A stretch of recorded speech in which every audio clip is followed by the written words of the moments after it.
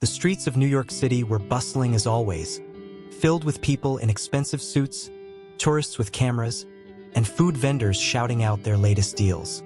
The air smelled of hot dogs, roasted nuts, and exhaust fumes from the never-ending stream of yellow taxis. But for John Miller, the city was nothing more than a cold, unforgiving jungle. John sat hunched over on a worn-out bench in Central Park, his tattered military jacket barely shielding him from the brisk autumn wind. His once proud uniform was now a faded relic, his boots scuffed beyond recognition. The only possession he clung to was a small, folded American flag, creased from years of being stuffed inside his duffel bag. He wasn't always like this. Once upon a time, he was Sergeant John Miller of the United States Marine Corps, a decorated soldier, a hero. But war had taken its toll on him, leaving behind invisible wounds that no metal could heal. PTSD plagued his nights, making sleep a luxury he could no longer afford. Civilian life had been unkind. No job, no family left to help, and a system that seemed to forget about him the moment he hung up his uniform. John sighed, rubbing his hands together for warmth. It had been 3 days since his last real meal. The half-eaten sandwich a stranger had tossed him earlier had barely satisfied his hunger. He had grown used to the dismissive glances, the looks of disgust from people who passed by, pretending he didn't exist. Then, something unusual happened. A line of black SUVs pulled up near the park entrance. The doors opened, and several men in suits stepped out, scanning the area with sharp, watchful eyes. Their presence was enough to make the nearby pedestrians stop and stare. And then he saw him. Donald Trump, the former president and real estate mogul, stepped out of the vehicle, dressed in a long dark coat over a crisp suit. His unmistakable golden hair caught the sunlight as he walked confidently, talking with his assistants. A few people nearby gasped, and within seconds, cameras were out, people whispering in hushed excitement. John wasn't impressed. He had seen enough wealthy businessmen in his time. They all had the same air about them, powerful, untouchable, and too busy to notice a man like him. Or so he thought. As Trump passed by, something made him stop. He slowed his stride and turned his head, his sharp gaze locking onto John. For a moment, John thought he was imagining things. But no, Trump was looking right at him. The billionaire studied him, his expression unreadable. Then, much to John's surprise, he changed direction and walked straight toward him. John tensed. He wasn't used to rich men approaching him. Usually, they crossed the street to avoid him. "Sir," one of the security guards said in a low voice, stepping forward protectively. Trump held up a hand, signaling him to stand down. As he got closer, John could see the deep lines on his face, the unmistakable confidence in his posture. This wasn't just another powerful man walking by. Trump stopped in front of him and tilted his head slightly. "What's your name?" he asked. His tone wasn't mocking, nor was it filled with pity. It was just curious. John hesitated. He wasn't sure if he should even respond. But something about the way Trump asked made him sigh and answer. John Miller." Trump nodded. "You a veteran?" John glanced down at his tattered Marine jacket. "Yeah," he muttered. "Served in Iraq. 3rd Battalion." There was a brief silence. Then Trump lowered himself onto the bench right next to John. John stiffened. He could hear the murmurs around them, people pulling out their phones, whispering. The former president of the United States was sitting next to a homeless man. John felt a mix of emotions: confusion, skepticism, and a bit of irritation. Was this some sort of publicity stunt? Was Trump trying to make himself look good? Trump ignored the stares. Instead, he looked at the folded flag in John's hands. "You still carry that with you?" he asked. John nodded slowly. "It's the only thing I got left." Trump was quiet for a moment before saying, "Tell me your story." John blinked. Of all the things he expected, this wasn't one of them. For the first time in years, someone wanted to hear his story. He hesitated, unsure if he should even bother. But something about Trump's expression, his genuine curiosity, made him speak. And so he did. He told Trump about enlisting at a young age, his time serving overseas, and the brothers he lost in combat. He spoke of coming home to nothing, unable to find work, struggling with PTSD, and how one bad decision after another had led him to the streets. Trump listened without interrupting, nodding occasionally. His face remained unreadable, but his eyes reflected something John hadn't expected: understanding. When John finally finished, he scoffed, shaking his head. "Not that it matters," he muttered. "People don't care about guys like me." Trump leaned forward, resting his elbows on his knees. He was quiet for a moment before speaking. "You're wrong," he said firmly. John looked at him, skeptical. Trump sat back, staring at him with an expression that made John uneasy, as if he was making a decision. And then, in a voice that was both calm and commanding, Trump said something that would change John's life forever. John stared at Trump, confused by his words. "You're wrong." It wasn't a dismissive statement. It wasn't said with pity or empty reassurance. Trump had said it with certainty, as if he truly believed that John's situation was not a lost cause. John scoffed, shaking his head. "With all due respect, sir, you don't know what it's like." Trump didn't react with offense or arrogance. Instead, he simply leaned back on the bench, folding his hands together. "You'd be surprised," Trump said, his voice calm. John frowned. "Surprised about what?" Trump glanced around, seeing the city he had spent decades conquering through business deals, real estate, and negotiations. He exhaled and looked back at John. "I wasn't always who I am now," Trump said. "People think I was born rich, had everything handed to me. What they don't know is that I had to fight for a lot of it. My father gave me a loan, sure, but turning that into billions, that was all me. I worked deals when people doubted me. I got rejected more times than I can count. But I never let anyone tell me I wasn't worth something." John raised an eyebrow. "With all due respect, sir, that's not the same as what I've been through." Trump nodded slowly, acknowledging the difference. "You're right, it's not. But here's what I do know. You didn't just serve. You fought for this country. You gave up everything for people you didn't even know. And what do you get in return? A broken system that leaves you out here in the cold." John was silent. He didn't expect Trump to actually understand what he was going through. Trump gestured at the folded American flag in John's lap. "That's why you still carry that, don't you?" John exhaled sharply, running a hand over the fabric. "I don't know anymore," he admitted. "Sometimes I think about just letting it go, forgetting all of it." Trump shook his head. "That's not who you are." John looked up, meeting Trump's gaze.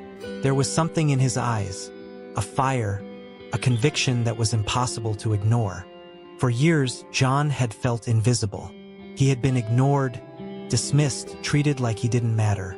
Yet here was one of the most powerful men in the world, sitting beside him, telling him that he did.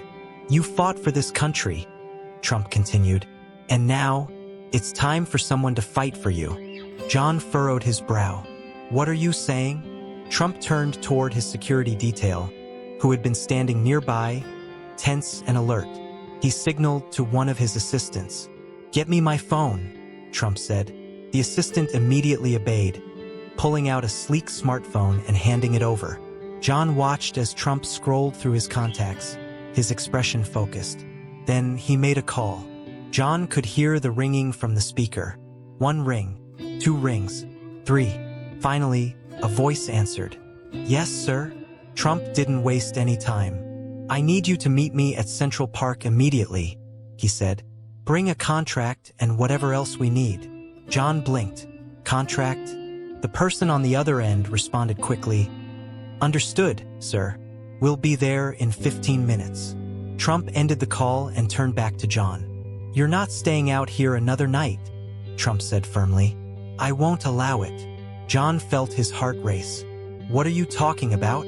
Trump smirked, the signature confidence that had built his empire flashing across his face. "I have hotels, I have businesses. More than that, I have connections. And I'm about to use them," Trump said. "You need a fresh start, and I'm going to give you one."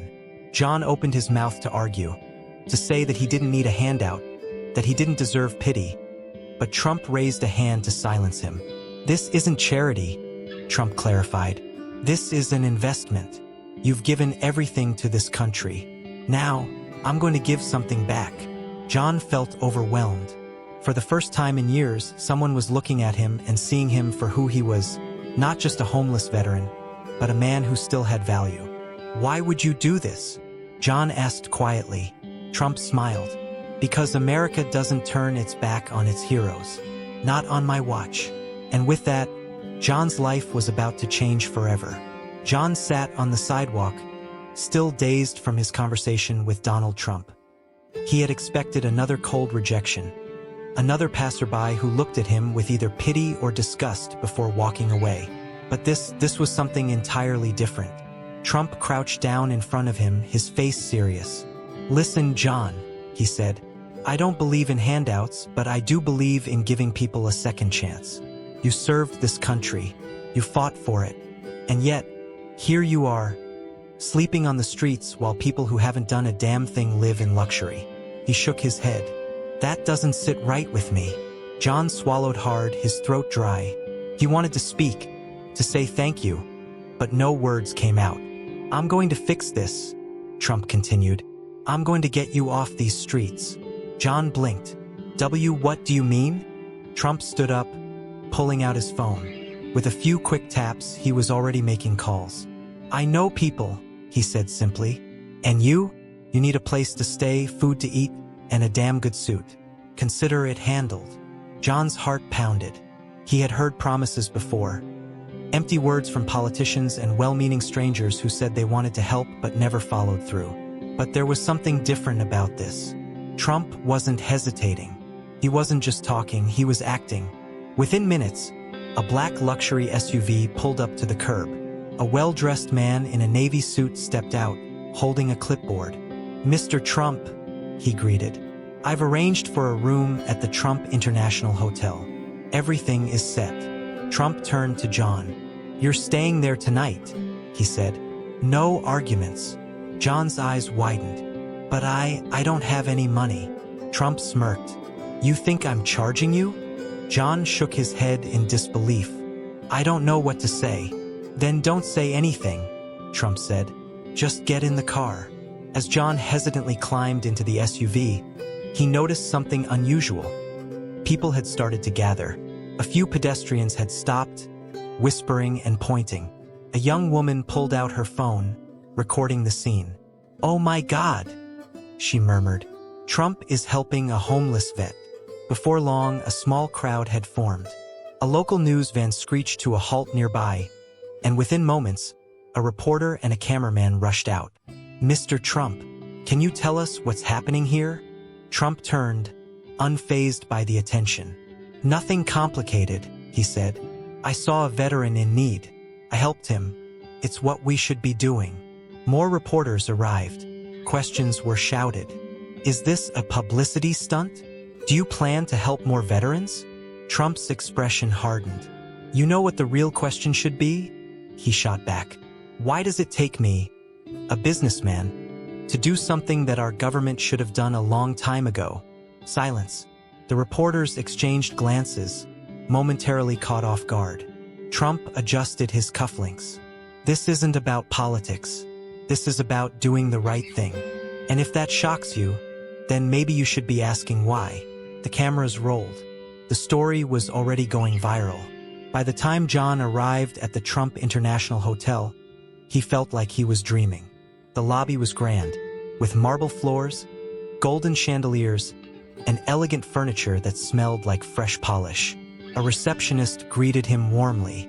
"Welcome, Mr. Carter. Your suite is ready." John swallowed. "Suite? Yes, sir. Mr. Trump's orders." A bellhop led him to the elevator. The ride up felt surreal. Only hours ago, he had been sitting on the cold pavement, shivering and invisible to the world. Now, he was stepping into a luxury suite, complete with a king-size bed, a view of the city skyline, and a fully stocked minibar. John ran a hand through his messy hair. "This can't be real," he whispered. A knock on the door startled him. He opened it to find a personal tailor standing there, holding a measuring tape. "Mr. Carter? I've been sent to fit you for some suits." John stared. "You're joking." The man smiled. "No joke, sir." As the tailor measured him, John felt the tears welling up in his eyes.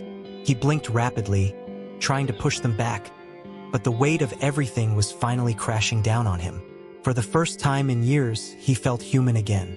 The next morning, as John sat on the edge of his bed, wearing a crisp new suit, he heard his phone buzz. Yes, he had a phone now. Trump had given him one. He picked it up hesitantly. It was a message from an unknown number. "Meet me at Trump Tower, 10 a.m. DT." John's stomach flipped. Was this it? Was Trump going to send him back to the streets? His hands shook as he hailed a cab and arrived at Trump Tower. Inside, he was led to a massive office where Trump himself sat behind a mahogany desk. "John," Trump greeted. "Sit down." John obeyed, his heart pounding. Trump leaned forward. "I don't believe in giving people things for free." John tensed. "But," Trump continued, "I do believe in opportunity, so I'm offering you one." John's breath hitched. "I own a lot of properties," Trump said, "and I need good people. People with discipline, people who know what it means to fight for something." He smirked. "And I have a feeling you're that kind of person." John's mouth went dry. "Are you offering me a job?" Trump shrugged. "That's up to you. You can take this chance and start fresh, or you can walk out that door and go back to the streets. No pressure." John didn't hesitate. "I'll take it." Trump grinned. "Good choice." That night, as John lay in his hotel bed, staring at the ceiling, he thought about everything that had happened. A few days ago, he had nothing. No home, no hope. Now he had a roof over his head, new clothes, a job waiting for him, and for the first time in a long time, a future. He exhaled, closing his eyes. Maybe, just maybe, his luck had finally changed. A month had passed since John Carter's life changed forever. Gone were the ragged clothes, the empty stomach, the cold nights spent on the pavement. In their place was stability, dignity, and purpose. He had a job, a home, and for the first time in years, hope. John now worked at one of Trump's high-end hotels, not as a charity case but as a valued employee. Trump had made it clear from day one this was not a handout. It was an opportunity, and John had seized it with everything he had. His daily routine was structured. Waking up in a warm bed, putting on a freshly pressed uniform, and heading to work where he oversaw security operations at the hotel. His military background made him a perfect fit for the job, and within weeks, he had already earned the respect of his coworkers. But what truly changed his life wasn't just the job. It was the therapy. Through Trump's connections, John had been enrolled in a PTSD treatment program, something he had never been able to afford before. The nightmares that had once haunted him were fading. The guilt that had weighed him down was finally lifting. For the first time in years, John felt whole again. One morning, as John stepped into the hotel lobby, he was met with something unexpected. Reporters. Cameras flashed. Microphones were shoved in his face. "Mr. Carter, can we have a word?" John blinked, taken aback. What's this about?" A young female journalist smiled. "We covered your story when Mr. Trump first helped you. People want to know, how are you doing now?" John hesitated, then nodded. "All right." The cameras rolled as the reporter asked, "John, just a month ago, you were homeless. Now you have a job, a home, and stability. How does it feel?" John exhaled, glancing around the Grand Hotel, the place where he now worked, the place that had given him his life back. "It feels," he swallowed. "It feels like a miracle." The reporter nodded. "And what do you have to say about Donald Trump and what he did for you?" John's throat tightened. He looked directly into the camera. "He saved my life." Silence fell. John's voice grew stronger. "I was at my lowest point. I had lost everything, and I was ready to give up. But then he came along. And he didn't just throw money at the problem, he gave me a chance. A real chance. He reminded me that I still had value." The reporter wiped away a tear. "That's incredible." John nodded. People can say whatever they want about him, but I'll tell you this, he saw a veteran struggling, and he did something about it. That's more than most people ever do. The clip went viral. Millions of people watched it, shared it, and commented. Some were shocked. Others were inspired. One comment stood out. If Trump can do this for one veteran, why aren't we doing this for all of them? John's story sparked a wave of action. People across the country began donating to veteran support organizations. Business owners reached out, offering jobs to homeless vets. Entire communities started programs to help those who had served their country. And at the center of it all was Trump. A week after John's interview aired, Trump held a press conference. Standing at a podium, he addressed the nation. "What happened to John Carter should have never happened in the first place," he said. "A man who risked his life for this country should never have to beg for food, should never have to sleep on a sidewalk." Cameras clicked. Reporters scribbled furiously. That's why today, I'm announcing a new initiative, one that will help thousands of veterans get back on their feet. The crowd murmured. Trump continued, "We're launching a nationwide program that will provide housing, jobs, and mental health support to homeless veterans. And unlike the government's broken system, this will work." Applause erupted.